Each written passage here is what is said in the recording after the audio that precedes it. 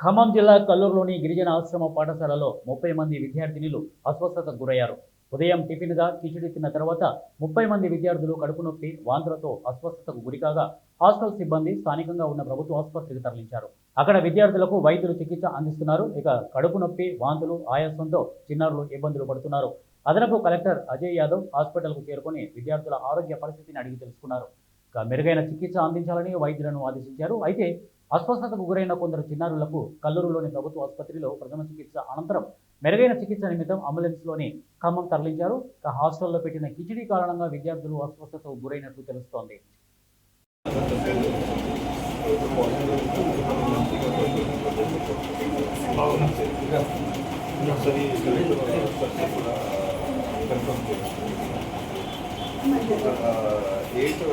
పిల్లలకు